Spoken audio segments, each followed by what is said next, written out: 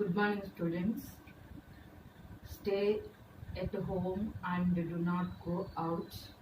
Without mask, do not go out. Today we are going to learn and discussing about some interesting points. One is scientist, about scientist, and the second one is 10th class physical science whole chapters. And the third one is 10th class physical science exam pattern, how to marks in a exam, physical science exam paper. And fourth one is 10th class physical science chapter 1, key concepts, about key concepts. Today we are discussing these are 4 points, 4 concepts. Okay, first of all, we know about a scientist Andreas Celsius. Andreas Celsius అంటే ఇప్పుడు మనం జ్వరం వచ్చినప్పుడు doctor దగ్గరికి వెళ్తాము. Doctor మన యొక్క body టెంపరేచర్ని check చేసి దేంతో చెక్ చేస్తారు? థర్మామీటర్ తోటి చెక్ చేస్తారు. థర్మామీటర్ తోటి చెక్ చేసి మన బాడీ టెంపరేచర్ని బట్టి మనకు జ్వరం వచ్చిందా లేదా, లో ఫీవర్లో ఉన్నామా, హై ఫీవర్లో ఉన్నామా చెప్తారు. ఈ టెంపరేచర్ థర్మామీటర్ ద్వారాగా టెంపరేచర్ని మనం తెలుసుకుంటున్నాము. ఈ యొక్క థర్మామీటర్ని కనుగొన్న శాస్త్రవేత్త ఎవరంటే ఆండ్రియాస్ సెల్సియస్. ఈయన 1701లో నవంబర్ 27వ తారీఖున స్వీడన్ దేశంలోని ఉప్పశాలలో జన్మించారు. ఈయన అక్కడే ఉపశాలలోనే చదువుకొని తన విద్యాభ్యాసాన్ని అంతా కూడా పూర్తి చేసి అక్కడే విశ్వవిద్యాలయంలో మళ్ళీ ఖగోళ ఆచార్యుడిగా పనిచేస్తూ చాలా అనేక రకాలైనటువంటి పరిశోధనలు చేస్తూ ఆ పరిశోధనల భాగంగానే థర్మామీటర్ అనే దాన్ని ఇంట్రొడ్యూస్ చేయడం జరిగింది. ఆయన పేరు మీదుగానే ఈ థర్మామీటర్లో రీడింగ్ సెల్సియస్ స్కేల్గా మనం తీసుకుంటాం అన్నమాట. ఆయన యొక్క గౌరవార్థమే థర్మామీటర్లో సెల్సియస్ స్కేల్ని మనము యూనిట్గా ప్రమాణంగా తీసుకుంటాము. And second one is 10th class physical science whole chapters. 12 chapters are there in 10th class physical science. Okay, first heat means ఉష్ణం. And second one is acids, bases and salts. That means ఆమ్లాలు, క్షారాలు మరియు లవణాలు. Third one is the refraction of light at plane surfaces. That means సమతలాల వద్ద వక్రీభవనం, కాంతి వక్రీభవనం. Fourth one is the refraction of light at curved surfaces. That means వక్రతలాల వద్ద కాంతి వక్రీభవనం. And fifth one is human eye and colourful world. That means మానవుని కన్ను రంగుల ప్రపంచం. Sixth one is atomic structure. That means పరమాణు నిర్మాణం. And seventh one is classification of elements, the periodic table. That means మూలకాల వర్గీకరణ మరియు ఆవర్తన పట్టిక. Next eighth one is chemical bonding. That means రసాయన బంధం. And ninth one is electric current. That means విద్యుత్ ప్రవాహం. 10th one is electromagnetism. That means విద్యుత్ అయస్కాంతత్వం. 11th one is principles of metallurgy. That means లోహ సంగ్రహణ శాస్త్రం. And 12th one is carbon and its compounds. That means carbon మరియు దాని యొక్క సమ్మేళనాలు. These 12 lessons are learned and discussed in this year. These 2 lessons are classified into two parts. So, physics part and chemistry part. Physics part లో ఉన్నటువంటి lessons heat. This is the physics part. And the second lesson is this is the chemistry part. And the third lesson is this is the physics part. And the fourth lesson is physics part. And fifth lesson is also physics part. And the sixth lesson is chemistry part. Seventh lesson is also chemistry part. And the eighth lesson is chemistry part. And the ninth lesson physics part. 10th lesson physics part. And 12th lesson is chemistry part. And 11th lesson is also chemistry parts. Six chemistry lessons and 6 physics lessons. And the third one is the 10th class physical science exam pattern. Sections, 4 sections are there in exam paper. First section 1 is 12 half mark questions is equal to 6 marks. And the second section 2, 8 1 marks questions, total 8 marks. And the section 3, 8 2 marks questions and total 16 marks. Section 4, 5 4 mark questions, total is 20 marks. Total మొత్తం వచ్చేసి 50 marks కి మనకి 10th class exam paper అనేది ఉంటుంది. దీంట్లో 4 marks questions is choice questions. 10th class physical science chapter 1 is heat lesson చూస్తే దాంట్లో ఉన్నటువంటి కీ కాన్సెప్ట్స్ మనం ఒకసారి గమనించినట్లయితే key concepts is heat. Second one is temperature. Third one is temperature and kinetic energy. Fourth one is thermal equilibrium. Fifth one specific heat and its applications. Sixth one method of mixers. Seventh one evaporation, and eighth one condensation. Ninth one humidity. 10th one dew and fog. 11th one latent heat of vaporization and fission of ice. 12th is melting, and 13th is freezing. These key concepts discussing and learning in this chapter heat. We discussing first key concept heat. What is heat? Heat is a form of energy in transit. It transfers the hot body to cold body. For example, in daily life, we touch hotter bodies, we feel hot because we gain off heat. And second example, we touch cold bodies, we gain cool because we loss of heat energy. So gain of heat energy is we feel hot, and loss of heat energy is we feel cool. So it denoted by Q. Its units is Celsius units is calorie, and SI units is joules. 1 calorie is equal to 4.186 joules. This is very important, 1.5 marks. 1 calorie is equal to 4.186, and also this is అందరిగా అడిగేటువంటి question ఏంటంటే what is the relation between calorie and joules అని అడుగుతారు. అప్పుడు 1 calorie is equal to 4.186 joules అని చెప్పాలి. So once again, heat is a form of energy. So hotter body to colder body. And next key concept is temperature. Temperature is degree of hotness or coldness. Temperature is a measure of heat. వెచ్చదన స్థాయిని కానీ చల్లదన స్థాయిని కానీ తెలిపే దానిని ఉష్ణోగ్రత అంటాము. It denoted by symbol T. దీన్ని టీతో సూచిస్తాము. ఇట్స్ యూనిట్స్, వీటి యొక్క ప్రమాణాలు సిజిఎస్ పద్ధతిలో వచ్చేసి సెల్సియస్ అండ్ ఎస్ఐ పద్ధతిలో kelvin. 0 degree centigrade is equal to 273 Kelvin, and 100 degree centigrade is equal to 373 Kelvin. Temperature is depend upon heat. And one activity in your daily life, we also doing activity in our house, small activity. Take wooden plate and one steel plate. It kept in fridge or ice box sometime. After some time, take out them. We touch two bodies and we touch two bodies. Take out and we touch two bodies. Which one is more cold? Steel plate is more cool than wooden plate. Wooden plate అనేది కొంచెం చల్లగా ఉంటుంది, steel plate అనేది ఎక్కువగా చల్లగా ఉంటుంది. ఎందుకు దానికి దీనికి డిఫరెన్స్? ఎందుకంటే ఈ స్టీల్ ప్లేట్ అనేది ఎక్కువ హీట్ని లాస్ అయింది కాబట్టి ఎక్కువ చల్లదనాన్ని కలిగి ఉంటుంది. వుడెన్ ప్లేట్ అనేది తక్కువ హీట్ని కోల్పోయింది కాబట్టి తక్కువ చల్లదనాన్ని కలిగి ఉంది. So the activity, this activity we doing in our house. This is small activity. So doing all in our house. టెంపరేచర్ని మనం కెల్విన్ స్కేల్లో కూడా చెప్తాము. కెల్విన్ స్కేల్ అంటే ఏంటి అంటే, what is meant by kelvin scale? Absolute temperature is called kelvin scale. ఈ kelvin స్కేల్లో ఉన్నటువంటి టెంపరేచర్ని సెల్సియస్ లో ఉన్నటువంటి టెంపరేచర్ని కెల్విన్ లోకి మనం మార్చుకోవచ్చు. అయితే 2 సూత్రాల ఆధారంగా ఈ కెల్విన్ స్కేల్లో ఉన్నదాన్ని సెల్సియస్ లో ఉన్నదాన్ని కెల్విన్స్ లోకి చేంజ్ చేసుకోవచ్చు.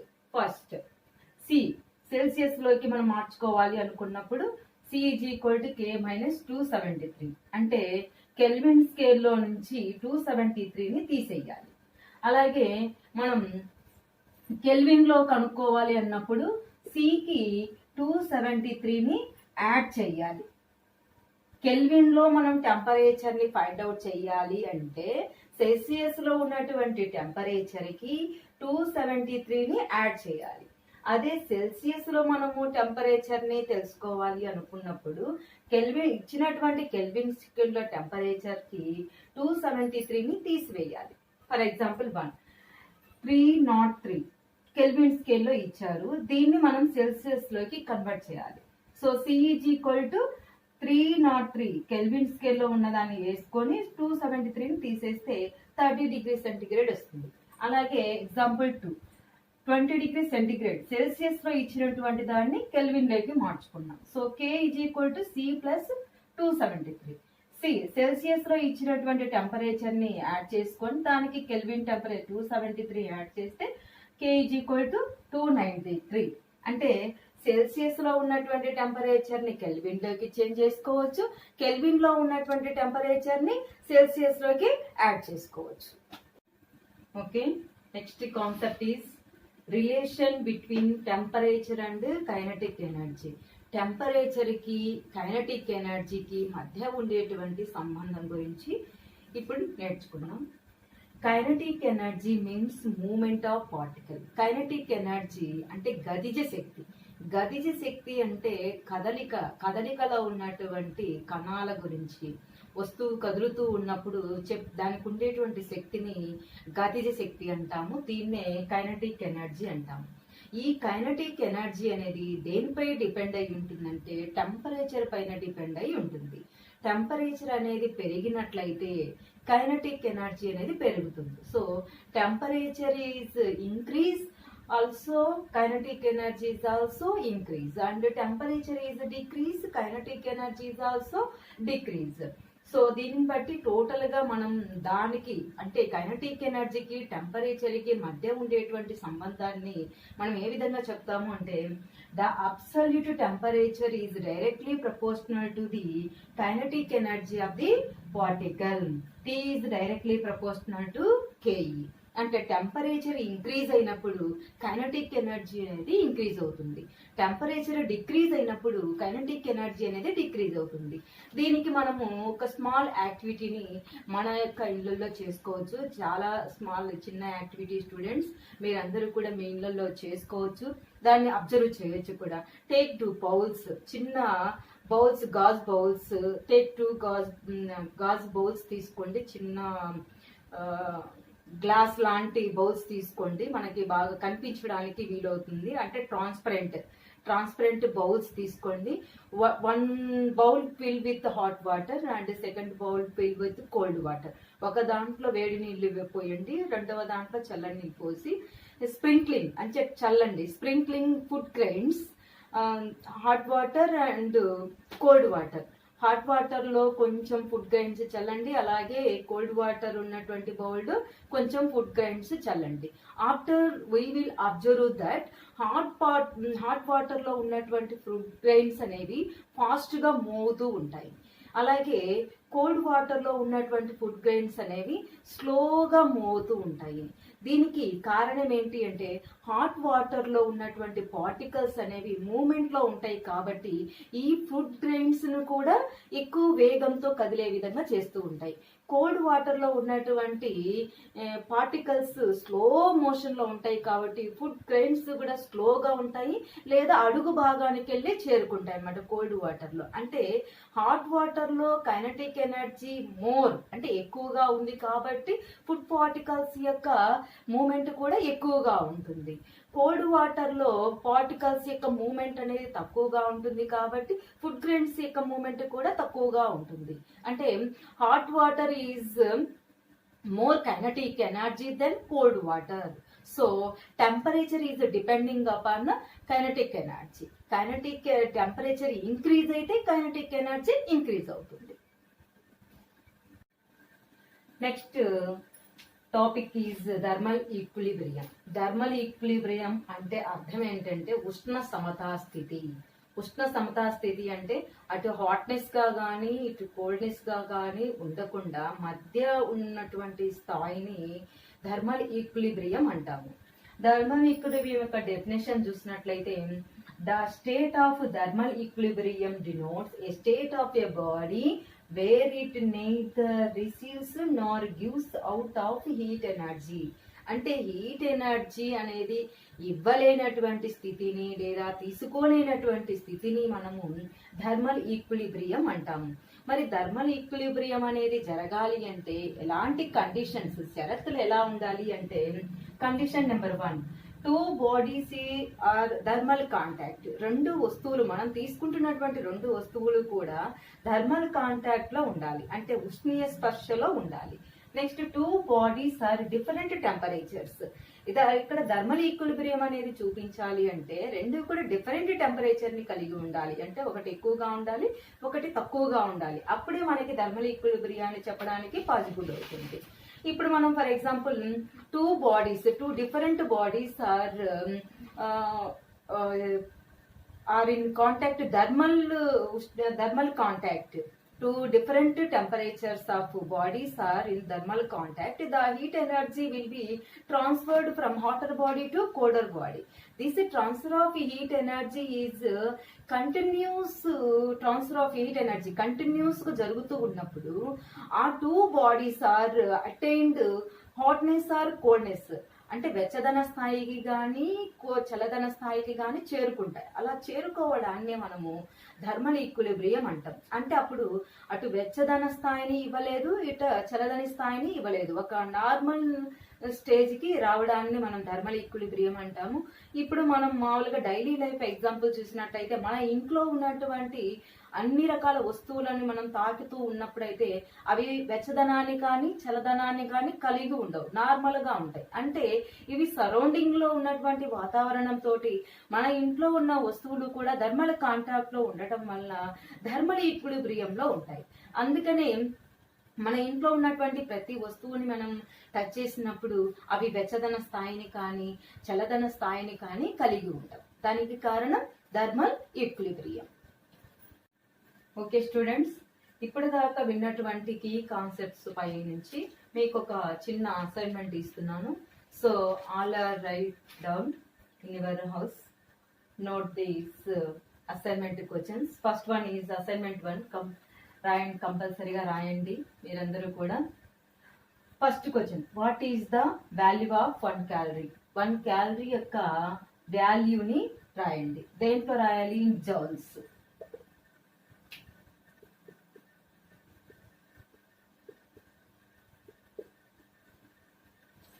What is the value of 1 calorie in joules? Joules లో క్యాలరీ ఎంత? Next, what is the difference between heat and temperature?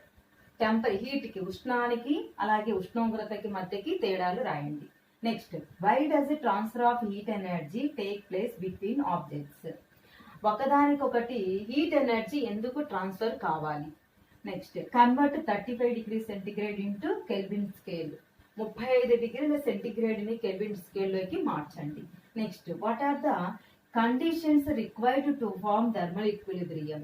ఉష్ణ సమతాస్థితి జరగాలి అంటే ఏ కండిషన్స్ ని మనము అప్లై చేయాలి?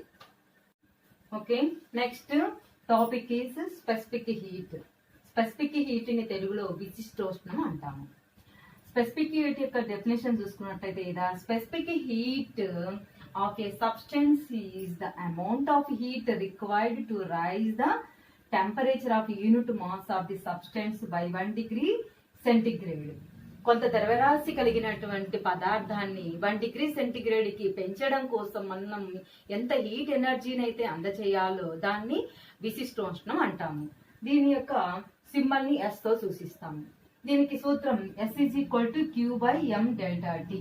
ఇక్కడ S అంటేనేమో విశిష్టోష్ణం, Q అంటేనేమో హీట్ ఎనర్జీ, M అంటేనేమో మాస్, అంటే వస్తువు యొక్క మాస్. మనం ఏ వస్తువు అయితే తీసుకుంటామో ఆ వస్తువు యొక్క మాస్ ని ఎంతో సూచిస్తాము. అలాగే డెల్టా టీ అంటే ఇక్కడ rate of temperature. Delta T అనేది రేట్ ఆఫ్ టెంపరేచర్. టెంపరేచర్ లో పెరుగుదలని డెల్టా టీతో మనం సూచిస్తాము. అలాగే స్పెసిఫిక్ హీట్ యొక్క యూనిట్ చూసుకున్నట్లయితే సిజిఎస్ లో calorie per gram centigrade, SI లో joules per KG kelvin. 1 kilo calorie per KG kelvin దేనికి సమానం అవుతుందంటే 4.186 into 10⁻³ joules per KG kelvin కి సమానం అవుతుంది. ఇక్కడ స్పెసిఫిక్ హీట్ అనేది వివిధ పదార్థాలకి అంటే different substances have different specific heat. వేరు వేరు పదార్థాలు అనేవి వేరు వేరు రకాలైనటువంటి స్పెసిఫిక్ హీట్ ని కలిగి ఉంటుంది. ఫర్ ఎగ్జాంపుల్ మనం వాటర్ మెలన్ అంటే పుచ్చకాయ గాని, పుచ్చకాయతో కలిపి మిగతా ఫ్రూట్స్ అన్ని కలిపి ఫ్రిడ్జ్ లో కొంతసేపు ఉంచిన తర్వాత మళ్ళీ వాటిని బయటికి తీసి చూసినట్లయితే మిగతా ఫ్రూట్స్ తో కంపేర్ చేస్తే పుచ్చకాయ అనేది ఎక్కువ స్పెసిఫిక్ హీట్ ని కలిగి ఉంటుంది. ఎందుకు అంటే పుచ్చకాయలో వాటర్ కంటెంట్ అనేది ఎక్కువగా ఉంటుంది కాబట్టి, వాటర్ యొక్క స్పెసిఫిక్ హీట్ ఎక్కువ కాబట్టి పుచ్చకాయ ఎక్కువ చల్లదనాన్ని కలిగి ఉంటుంది. అదే విధంగా మనం సమోసా తీసుకున్నాం అనుకోండి, సమోసా పట్టుకోగానే పైన చల్లగా ఉంటుంది, లోపల ఇంగ్రీడియంట్స్ ఉన్నటువంటి అవి కొంచెం వెచ్చగా ఉంటుంది తినేటప్పుడు. అంటే పైన ఉన్నదానికి లోపల ఉన్నటువంటి ఇంగ్రీడియంట్స్ అనేవి డిఫరెంట్ స్పెసిఫిక్ హీట్ ని కలిగి ఉంటాయి కాబట్టి పైకి చల్లగా ఉన్న లోపల వేడిగా ఉంటుంది. దీనికి కారణం ఏంటంటే ఆ డిఫరెంట్ సబ్స్టెన్సెస్ అన్ని కూడా వాటికి ఉన్నటువంటి ఇంటర్నల్ ఎనర్జీ, వాటికి అంతర్గతంగా కొంత శక్తి అనేది ఉంటుంది. ఆ అంతర్గత శక్తి అనేది డిఫరెంట్ యాంగిల్స్ తోటి అంటే వైబ్రేషనల్ ఎనర్జీ కానీ, అలాగే పొటెన్షియల్ ఎనర్జీ కానీ, లీనియర్ కైనెటిక్ ఎనర్జీ కానీ వాటిల్లో ఉంటుంది. అవి డిఫరెంట్ గా మూవ్ అవటం వల్ల వాటి యొక్క స్పెసిఫిక్ హీట్ కూడా డిఫరెంట్ గా ఉంటుంది. ఇప్పుడు మనం పొయ్యి మీద పాలు నీళ్లు పెట్టామనుకోండి, ఆ రెండిటిల్లో ఏవి తొందరగా వేడవుతాయి అంటే పాలు తొందరగా వేడవుతాయి. అంటే పాల యొక్క స్పెసిఫిక్ హీట్ తక్కువగా ఉంటుంది, నీరు యొక్క స్పెసిఫిక్ హీట్ ఎక్కువగా ఉంటుంది కాబట్టి నీరు కొంచెం నిదానంగా వేడెక్కుతాయి, పాలు కొంచెం తొందరగా వేడెక్కుతాయి. అంటే అందులో ఉన్నటువంటి పాలల్లో ఉన్నటువంటి కొవ్వు కణాల యొక్క స్పెసిఫిక్ హీట్ కూడా తక్కువ ఉండదు. అంటే నూనె కణాలు కొవ్వు కణాలు కాబట్టి తొందరగా ఎక్స్పాండ్ అవుతాయి, అందుకే తొందరగా కాగడం కూడా జరుగుతుంది. అదేవిధంగా మనం కాపర్ బౌల్స్ ని కనుక పొయ్యి మీద పెట్టి మనము వంట చేసుకుంటున్నట్లయితే వాటిల్లో తొందరగా కుక్ అవుతా ఉంటాయి. ఎందుకంటే కాపర్ యొక్క స్పెసిఫిక్ హీట్ అనేది తక్కువగా ఉంటుంది కాబట్టి అది తొందరగా వేడెక్కడం జరుగుతుంది. అంటే స్పెసిఫిక్ హీట్ అనేది different materials different specific heat ని కలిగి ఉంటాయి అన్నమాట. అంటే వాటిల్లో ఉన్నటువంటి ఇంటర్నల్ ఎనర్జీ కారణంగా different substances have different specific heat. Okay students, next principles of method of mixtures అనే కాన్సెప్ట్ గురించి తెలుసుకుందాం. దీంట్లో డెఫినేషన్ చూసినట్లయితే net heat lost by the hot bodies is equal to the net heat gained by the cold bodies. అంటే two different temperatures of bodies are in thermal contact. రెండు different temperatures ఉన్నటువంటి వస్తువులని ఉష్ణీయ స్పర్శలో గనక ఉంచినట్లయితే the heat energy will be transferred. Heat energy hotter body to colder బాడీకి heat energy అనేది transfer అవుతూ ఉంటుంది. ఎప్పటి వరకు? They will be attained thermal equilibrium. Thermal equilibrium వచ్చేంత వరకు కూడా హీట్ ఎనర్జీ అనేది ట్రాన్స్ఫర్ అవుతూ ఉంటది. ఎక్కడి నుంచి? హాటర్ బాడీ నుంచి కోల్డర్ బాడీ. అంటే హాటర్ బాడీ అనేది హీట్ అనేది లాస్ అవుతూ ఉంటే కోల్డర్ బాడీ అనేది హీట్ అనేది గెయిన్ అవుతూ ఉంటుంది అనమాట. అంటే దీన్ని బట్టి net heat lost by the hot bodies, net heat loss అవుతూ ఉంటాయి ఏవి? Hot bodies. And net heat gained by the cold bodies. Net heat hotter bodies ఎంత హీట్ అయితే లాస్ అవుతూ ఉంటాయో కోల్డర్ బాడీస్ ఆ హీట్ మొత్తాన్ని కూడా గెయిన్ అవుతూ ఉంటాయి. సో దీన్ని మనం net heat lost by the hot bodies is equal to the net heat by the cold bodies. So దీన్ని సింప్లీగా కూడా మనం రాసుకోవచ్చు, net heat last is equal to net heat gain అని రాసుకోవచ్చు. అలాగే ఫార్ములా వచ్చేసి T is equal to M1 T1 plus M2 T2 by M1 plus M2. ఈ ఫార్ములాను ఉపయోగించి మన యొక్క 10th క్లాస్ ఫస్ట్ చాప్టర్ లో ఫస్ట్ క్వశ్చన్ కూడా ఉంది. ఇదే ఫార్ములా ఉపయోగించి మనం ఆ ప్రాబ్లమ్ ని సాల్వ్ చేయాల్సి వస్తుంది అనమాట. సో ఇక్కడ మీరు ఇది కంపల్సరీగా ఇంపార్టెంట్ అయినటువంటి కాన్సెప్ట్ 1 మార్క్ వస్తుంది. అలాగే ఈ ప్రాబ్లం మీద క్వశ్చన్ కూడా వస్తుంది కాబట్టి ఈ కాన్సెప్ట్ ని జాగ్రత్తగా నేర్చుకోండి. Okay students, next topic is evaporation. Evaporation means బాష్పీభవనం. దట్ మీన్స్ దట్ డెఫినేషన్ ఒకసారి చూసినట్లయితే the process of escaping of molecules from the surface of a liquid at any temperature is called evaporation. Escaping molecule అంటే వెళ్ళిపోవడం అన్నమాట. Escaping normal surface of A liquid. ఇప్పుడు for example మనకి బండల మీద floor మీద వాటర్ పడినాయి అనుకోండి, కొద్దిసేపటికి ఆ వాటర్ ఏమవుతాయి, ఎవాపరేట్ అయిపోతాయి, అంటే ఒక రూపంలో నుంచి ఇంకొక రూపంలోకి మారిపోతాయి. అలాగే మనం తడి బట్టలు ఆరవేస్తాము, అవి కొద్దిసేపటికి ఏమైపోతాయి, ఆరిపోతాయి, అంటే తడి బట్టల్లో ఉన్నటువంటి వాటర్ అనేది ఎవాపరేట్ అయిపోతుంది అనమాట. So this process is cooling process. అట్లా ఎవాపరేట్ కావడం వల్ల బాడీ అనేది ఏమవుతుందంటే చల్లబడుతుంది. అందుకని ఈ ఎవాపరేషన్ ప్రాసెస్ ని కూలింగ్ ప్రాసెస్ అని కూడా అంటారు. This is surface phenomena. Surface ఉపరితలాలకు సంబంధించినటువంటి విషయం అన్నమాట ఈ యొక్క ఎవాపరేషన్ అనేది. అంటే ఉపరితలం పై భాగంలో ఉన్నటువంటి ఏవైతే వాటర్ మాలిక్యూల్స్ కానీ ఏవైనా కూడా ఎస్కేప్ అవుతూ ఉంటాయి అన్నమాట, వెళ్ళిపోయి మొత్తం గాల్లో కలిసిపోతూ ఉంటాయి. Next, the temperature of the system falls down. ఇక్కడ ఏమవుతుంది, అక్కడ ఆ సిస్టమ్ లో, ఆ వ్యవస్థలో ఏదైతే తీసుకుంటామో ఆ వ్యవస్థలో ఉన్నటువంటి ఉష్ణోగ్రత అనేది తగ్గిపోతూ ఉంటుంది. సో ఎవాపరేషన్ అంటే బాష్పీభవనం, ఇది ఉపరితలానికి సంబంధించినటువంటి ప్రక్రియ. అలాగే ఈ ప్రాసెస్ అనేది కూలింగ్ ప్రాసెస్. దీంట్లో మనకి టెంపరేచర్ అనేది చాలా తక్కువగా ఉంటుంది. అలాగే మనకి ఇంకా ఎగ్జాంపుల్ చెప్పాలంటే, మన బాడీ చెమట పోసినప్పుడు మన బాడీ చల్లబడుతూ ఉంటుంది. ఎందుకని, వాళ్ళు పని చేస్తూ ఉన్నప్పుడు మనకు చెమట పోస్తూ ఉంటుంది. చెమట ఎందుకు వస్తుంది, పని చేస్తున్నప్పుడు కొంత హీట్ ఎనర్జీ అనేది మన బాడీలో నుంచి వస్తుంది. అది మనకున్నటువంటి స్వెట్ గ్లాండ్స్ ద్వారాగా వాటర్ అనేది ఎవాపరేట్ అవుతూ ఉంటుంది. అలా ఎవాపరేట్ అవటం కారణంగా మన బాడీ కూల్ అయిపోతుంది అనమాట. అలాగే కొన్ని ఇప్పుడు డాగ్స్ అలా ఉంటాయి. డాగ్స్ అనేవి నాలుకను చాపుకొని తిరుగుతూ ఉంటాయి అన్నమాట. ఎందుకంటే dogs some animals not having pore sweat glands అన్నమాట. అవి వాటికి శ్వేతరంధ్రాలు అనేవి ఉండవు. దాని కారణంగా వాటికి ఎవాపరేషన్ ప్రక్రియ అనేది జరగదన్నమాట. అలా అవి నోరు తెరవడం ద్వారాగా వాటి యొక్క వ్యవస్థని కూల్ చేసుకుంటూ ఉంటాయి అన్నమాట. పందులు బురదలో పండుకుంటూ ఉంటాయి, అంటే అక్కడ కూడా వాటికి ఉన్నటువంటి శ్వేతరంధ్రాలు లేకపోవడం వల్ల వాటి యొక్క బాడీని కూల్ చేసుకోవడం కోసం బురదలో పండుకోవడం కానీ, ఇప్పుడు గేదెలు అనుకోండి నీళ్ళలో పడుకుంటూ ఉంటాయి, అలాగే ఏనుగులు అలా ఉన్నాయనుకోండి వాటర్ని చల్లుకుంటూ ఉంటాయి. ప్రతిదీ కూడా తన యొక్క వ్యవస్థని కూల్ చేసుకోవడం కోసం డిఫరెంట్ యాక్టివిటీస్ని ఫాలో అవుతూ ఉంటాయి. This is the evaporation, that means cooling process. Okay, next students, next topic is condensation. Condensation యొక్క డెఫినేషన్ మనం చూసినట్లయితే, the phase change from gas to liquid. ఇందాక మనము ఎవాపరేషన్ ప్రక్రియలో చెప్పుకున్నప్పుడు లిక్విడ్ టు గ్యాస్, లిక్విడ్ నుంచి gas లోకి చేంజ్ అయింది. దానికి రివర్స్ ప్రాసెస్ ఈ కండెన్సేషన్. అంటే గ్యాస్ లో ఉన్నది మొత్తం కూడా లిక్విడ్ రూపంలోకి మారిపోతుంది. This is a warming process. ఈ ప్రక్రియ జరగడం వల్ల వేడెక్కుతుంది అనమాట. అందుకే దీన్ని ఉష్ణీకరణ ప్రక్రియ అంటారు. వార్మింగ్ ప్రాసెస్ అంటే ఉష్ణీకరణ ప్రక్రియ.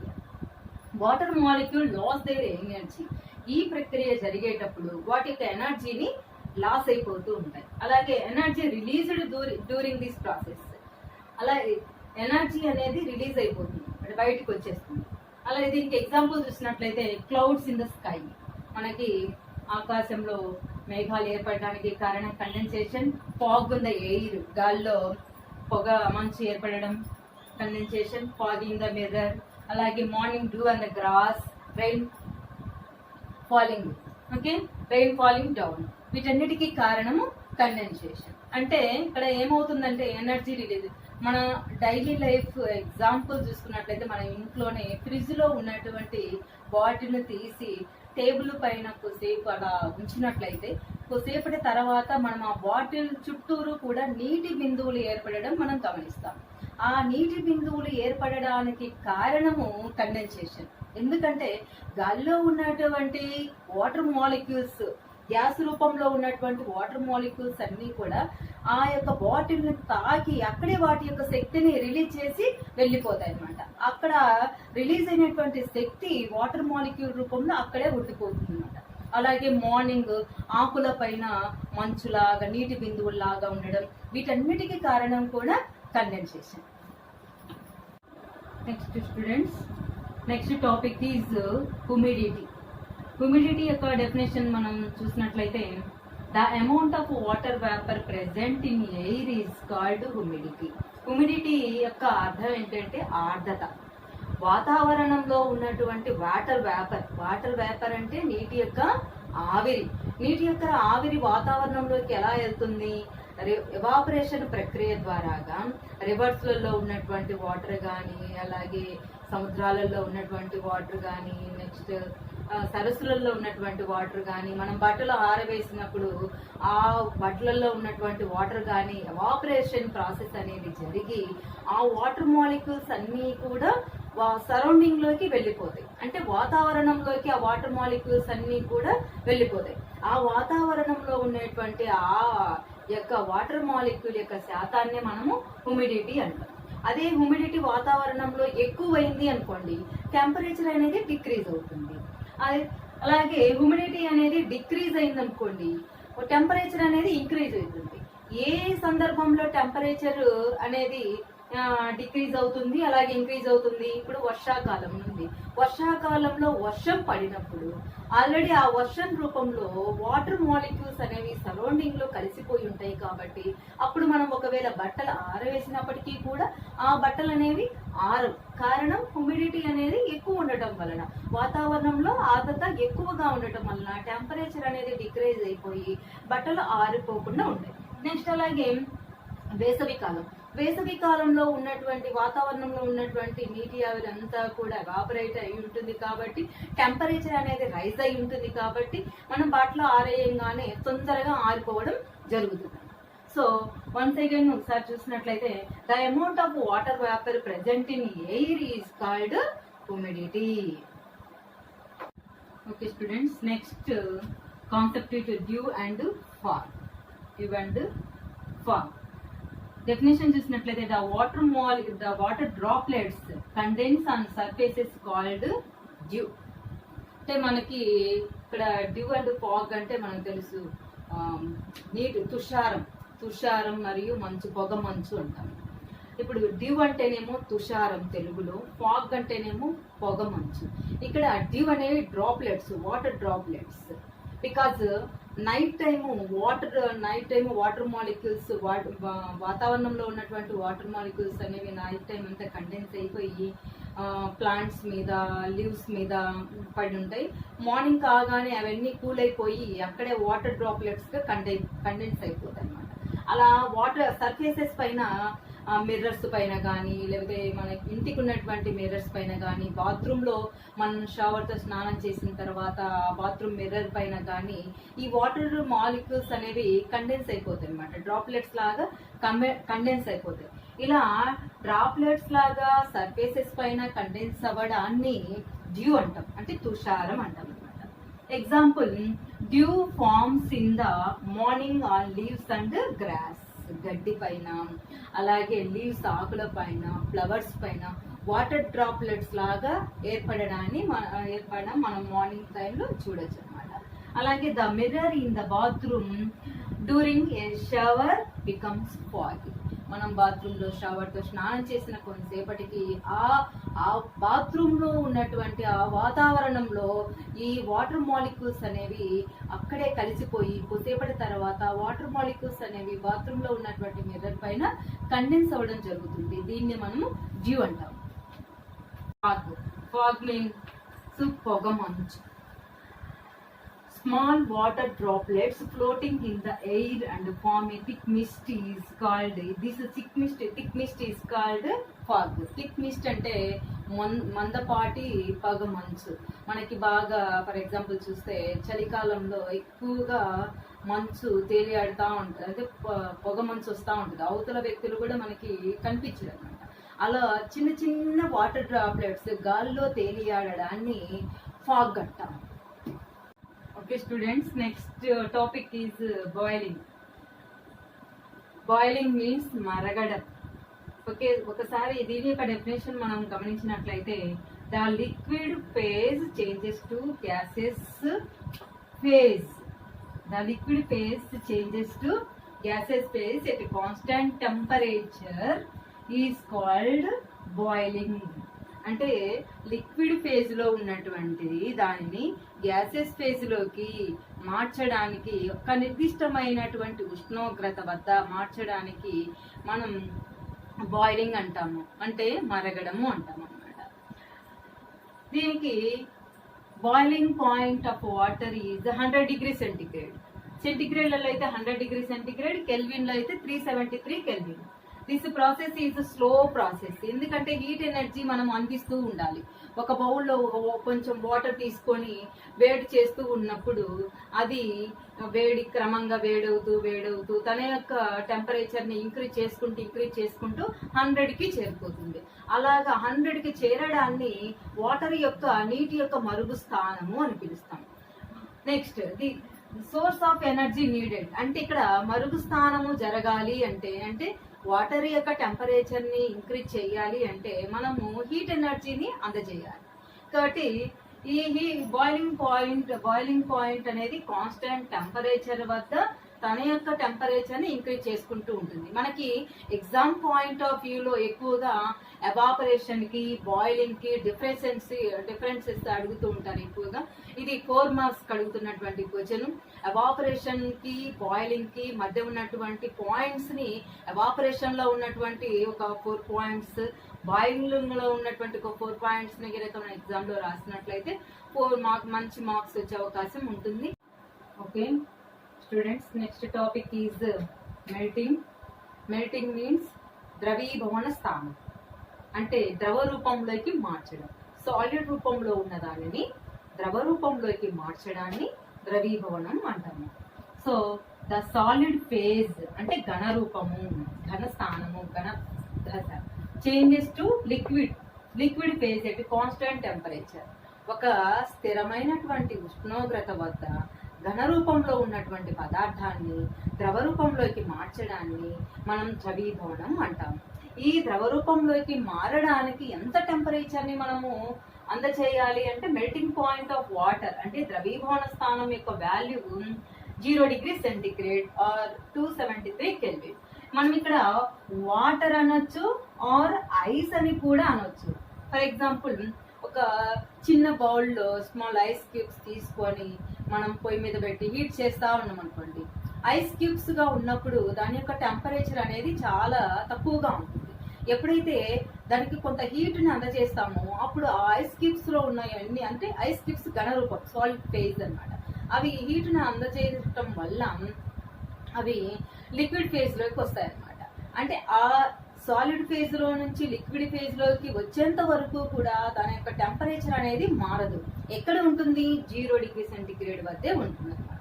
సో సాలిడ్ ఫేజ్ లో ఉన్నది లిక్విడ్ ఫేజ్ లోకి మార్చాలి అంటే మనం ఎనర్జీ అనేది అందజేయాలి. ఎనర్జీ అందజేయడం వల్లే ఘన రూపంలో ఉన్నది సో మనకి లిక్విడ్ రూపంలోకి వస్తుంది.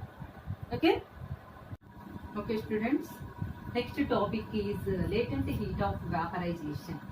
లేటెంట్ హీట్ మీన్స్ గుప్తోష్ణం. గుప్తోష్ణం అంటే గుప్తంగా దాగి ఉన్న ఉష్ణం. ఒక పదార్థాన్ని వేడి చేస్తున్నప్పుడు తొందరగా అది వేడెక్కదు. ముందు పాత్ర వేడెక్కుతుంది. ఆ పాత్ర నుంచి లోపల ఉన్నటువంటి పదార్థానికి వెళ్తుంది. ఆ తర్వాత లోపల ఉన్న పదార్థం ముందు తన బంధాలని విడగొట్టుకోవడానికి ప్రయత్నం చేస్తుంది. అలా జరిగేటువంటి ప్రాసెస్ అంటే లోపల ఆ ప్రాసెస్ అనేది జరుగుతుంది. కాబట్టి దాన్ని గుప్తోష్ణం అంటాం. So latent heat of vaporisation.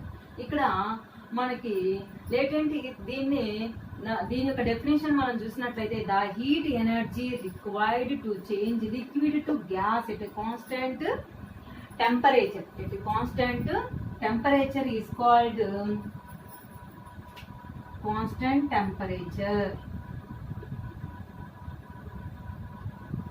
Temperature is called latent heat of vaporisation. అంటే బాష్పీభవన గుప్తోష్ణం. లేటెంట్ హీట్ ఆఫ్ వేపరైజేషన్ అంటే బాష్పీభవన. వేపరైజేషన్ అంటే వేపర్ బాగా ఆవిరైపోవటం. వాటర్ ని మనం వేడి చేస్తా ఉంటాం. వేడి చేయంగా 100 డిగ్రీ చేరుకున్న తర్వాత మళ్ళీ ఎంత వేడిని మనం అందిస్తున్నప్పటికీ కూడా అక్కడి నుంచి టెంపరేచర్ యొక్క స్థానం మారదు, 100 దగ్గరే ఉంటుంది. మరి మనం అందించినటువంటి హీట్ అంతా ఏమవుతుంది అంటే ఆవిరి రూపంలో వెళ్ళిపోతుంది. వేపరైజేషన్ ఆవిరిగా మారిపోతా ఉంటుంది. ఆ ఆవిరిగా మారడాన్ని మనం లేటెంట్ హీట్ ఆఫ్ వేపరైజేషన్ అంటాం. It denoted by LV. L అంటే లేటెంట్ హీట్, వి అంటే vaporisation, LB. And latent heat of vaporisation of water, ఒక వాటర్ యొక్క బాష్పీభవన గుప్తోష్ణం వచ్చేసి 540 క్యాలరీస్, 540 క్యాలరీస్ ఉంటుంది. అందుకని వాటర్ వేపర్ అనేది కనుక మనకు టచ్ అయితే ఎక్కువగా మనకి ఇంజూర్ అవుతుంది, అంటే గాయాలు అవుతూ ఉంటాయి. ఎందుకు? అంత శక్తి మన మీద ప్రభావం చూపుతుంది కాబట్టి. నెక్స్ట్ ఫార్ములా, ఈ యొక్క లేటెంట్ హీట్ ఆఫ్ వ్యాపరైజేషన్ యొక్క formula L V is equal to Q by M. Q అంటే మనం అందించేటువంటి ఉష్ణం, ఎం అంటే మనం తీసుకున్నటువంటి పదార్థం యొక్క ద్రవ్యరాశి. అలాగే దీని యొక్క యూనిట్స్ చూస్తే సిజిఎస్ లో క్యాలరీ పర్ గ్రామ్, అలాగే ఎస్ఐ లో joule per KG. Okay students, next topic is latent heat of fusion of ice. Ice అంటే సాలిడ్ రూపంలో ఉంటుంది, దీన్ని మనము లిక్విడ్ రూపంలోకి మార్చాలి. అలా సాలిడ్ రూపంలో ఉన్న దాన్ని లిక్విడ్ రూపంలోకి మార్చడాన్ని latent heat of fusion of ice అంటాం.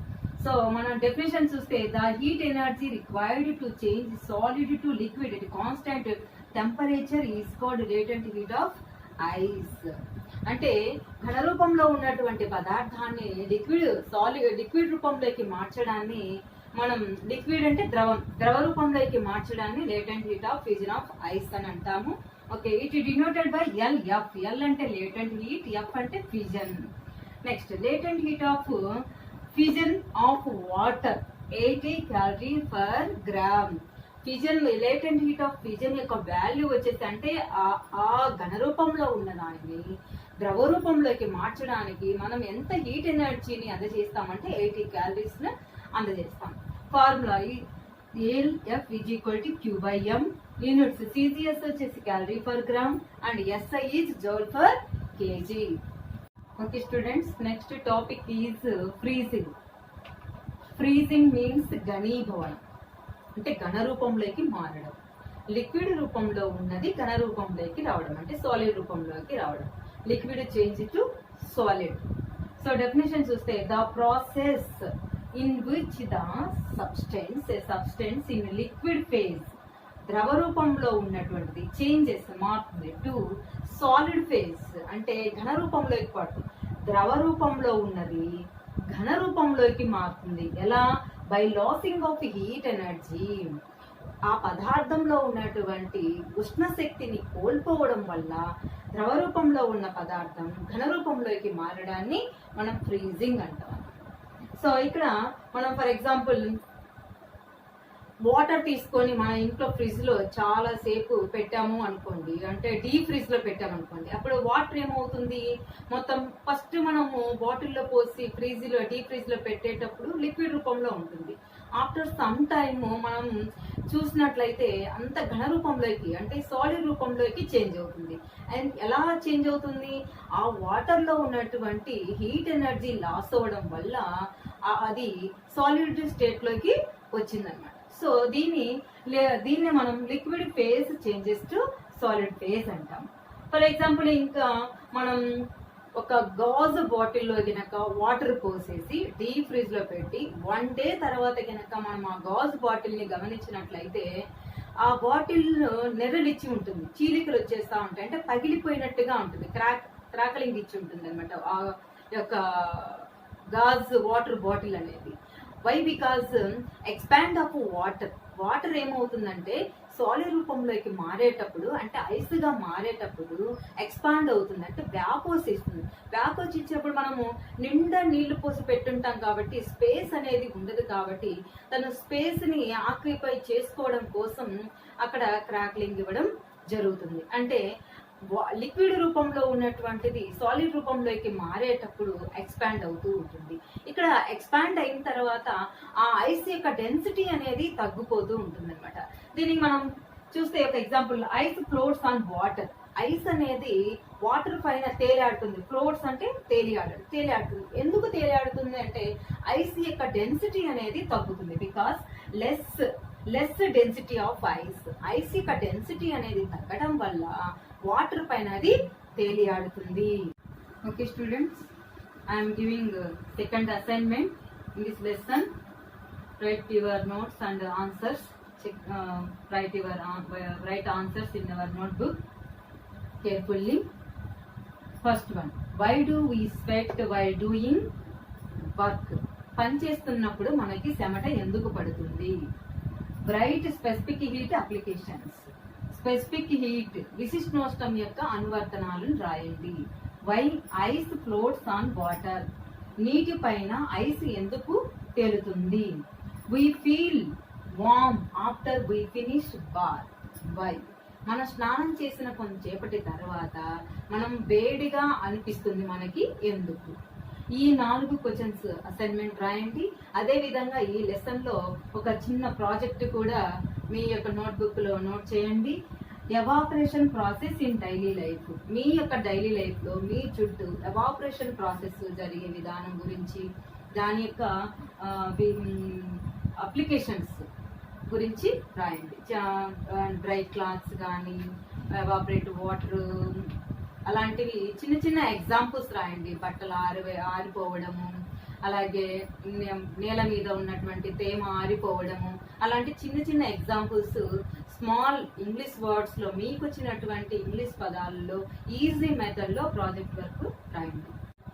Okay students, today we are discussing and learning some important or interesting topics.